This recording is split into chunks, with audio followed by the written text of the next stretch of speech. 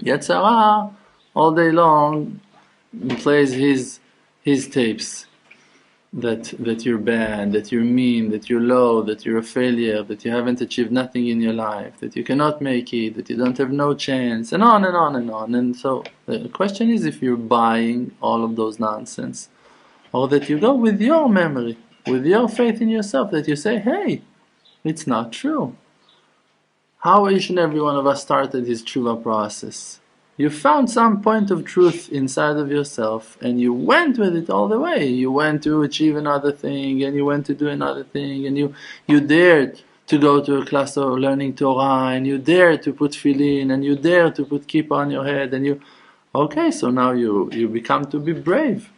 Like I told you, you open the Sefer Tehillim, you read a little bit on David HaMelech, you don't see a brave person. You see a person that all of his life is afraid. He's running all of his life and he's screaming his heart out all day long. He's just running and screaming to HaShem and asking for help. But in the end, he's a hero. Why is he a hero? Because he haven't given up on the mercy of HaShem. He's honest with himself to be who that he is. If I'm afraid now, that's a brave thing to admit that you're afraid. That's a very brave thing to admit. To say, I'm afraid. It's hard for me to deal.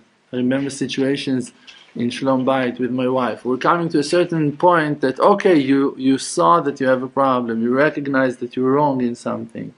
So be a man and admit. Say, okay, I need help in that point. You know, I done that because I was afraid. Because, I was wrong.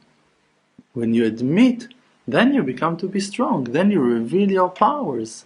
And then after you do it again and again, you have practice. You purchase the ability to use that tool. It becomes to be in your hand.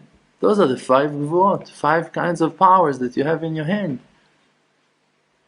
And then you can do whatever you want to do. You can accomplish. When you have one hand and then you have the other hand, so Yudalet and Yudalet, it's hand and a hand. It's 14 and 14 becomes to be 28. 28, it's koach, it's power. With 2 hands you have power. Now you can go and fight. And the Zohar Kadosh is asking, who is the one that wins the war? The Zohar is answering, the one that holds the weapon in his hand. The Zohar is asking again, the one that holds the weapon is the one that is still fighting, is inside the fight.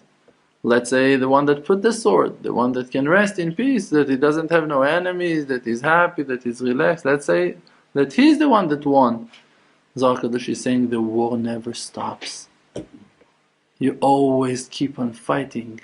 So you're always going to have another enemy to fight with. So you always have to hold the weapon in your hand. And if you hold and they haven't smashed you already, so it means that you're winning. So you need to check yourself and to say, hey, if I'm here, Baruch HaShem, I'm holding on. If I still have kippah, it means I'm winning. I'm winning. If I still wear my tzitzit, if I still want to go to the mikveh, and maybe even I was, and I still want to pray, and maybe I already prayed, and maybe I done this and that, and so many things that you can count. This is how you count. When you count, you see what you have. What do you have in your hands? I have this, I have that, I have 13, 14. Those are your powers. Gvurat Edaberu, and you need to talk about it with HaShem. Because you need to remind yourself the success.